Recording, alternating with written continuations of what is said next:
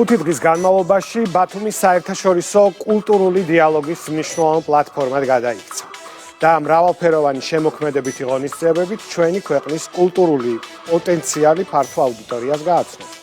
საქველმოქმედო ფონდ ლირას, იუნესკოს და საქართველოს პრეზიდენტის პატრონაჟით ბათუმში შავი ზღვის ხელოვნების საერთაშორისო ფესტივალი ჩატარდა.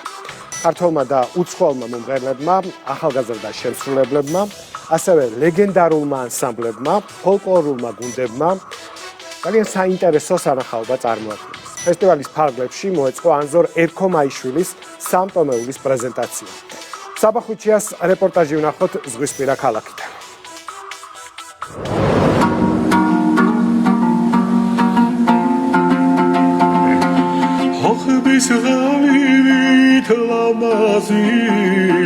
ალბათ შემთხვევითი არ არის, რომ ბათუმის შავი ზღვის ხელოვნების საერთაშორისო ფესტივალი ანსამბლ ბათუმის გალა კონცერტით გაიხსნა.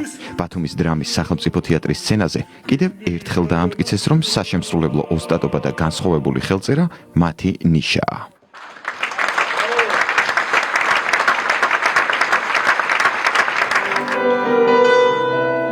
ხუთი დღის განმავლობაში ბათუმი მრავალფეროვანი შემოქმედებითი ღონისძიებების ცენტრად გადაიქცა, რომელმაც საქართველოს ადგილი საერთაშორისო კულტურულ რუკაზე კიდევ ერთხელ გაამყარა. თანამედროვე მსოფლიოს კულტურულ რუკაზე საკუთარი ღირსეული პოზიციის გასამყარებლად და ქვეყნის ცნობადობის ასამაღლებლად ხელოვნება და კერძოდ ამ ტიპის ღონისძიებები ერთ-ერთი საუკეთესო საშუალებაა. წარმატებას უსურვებ ფესტივალის მონაწილეებს. საქართველოს პრეზიდენტის, იუნესკოს და აჭარის მთავრობის მხარდაჭერით გამართულმა ფესტივალმა გააერთიანა ფოლკლორული ანსამბლები, ახალი თაობის უცხოელი და ქართველი პიანისტები. მაყურებლის წინაშე წარსდგა საერთაშორისო კონკურსის French Riviera-ს ფინალისტი ბარბარე თათარაძე. ყოველ ჯერზე ჩემთვის აქ დაკვრა ბათუმელი მსმენელის წინაშე არის ძალიან დიდი სიხარული, ყოველთვის ძალიან დადებითი ემოციები მოდის მათი მხრიდან. სოლო კონცერტი გამართა იაპონელმა პიანისტმა უსუი ტოშიკიმ. ღონისძიების დასრულების შემდეგ სტუმრებს შესაძლებლობა ჰქონდათ იაპონელი მხატვრის იჩირო კიკუტას მიერ შესრულებული ნახატები დაეთვალიერებინათ. დღეს მე ძალიან განხარებული ვარ. ვეზიარე იმ ხელოვნებას, რომელიც კიდევ უფრო ამყარებს საქართველოსა და იაპონიას შორის მეგობრობას. მადლობას ვუხდი აჭარის კულტურის სამინისტროს და ყველა იმ ორგანიზაციას თუ ადამიანს, ვინც ეს შესანიშნავი ღონისძიება ჩაატარა.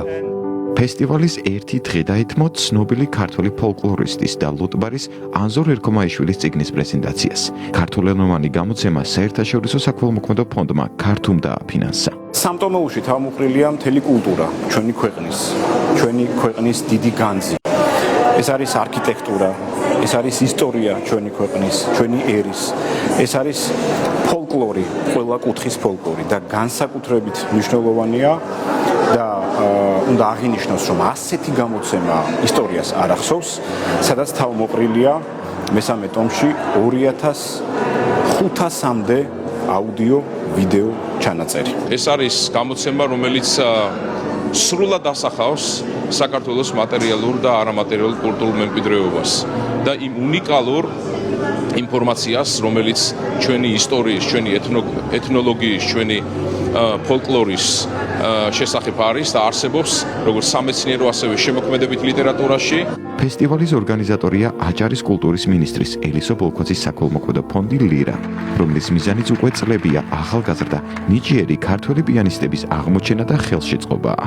ფესტივალის იდეა ჩაისახა 2012 წელს, როდესაც ქართული ოცნება მოვიდა ხელისუფლებაში. მე შემიძლია ახლა უკვე თქვა და ობიექტურად შევაფასოთ, რომ ეს არის შავი ზღვის ქვეყნების ერთ-ერთი მნიშვნელოვანი კულტურული პლატფორმა, სადაც საქართველოს პოზიციონირებს მთლიანად, არა მარტო რეგიონი, არამედ მთლიანად საქართველოს პოზიციონირებს როგორც ფესტივალი, როგორც მესეჯი, სამშვიდობო, როგორც კულტურული დიალოგი, ასე ვთქვათ და კულტურული დიპლომატიის ერთ-ერთი ნაწილი.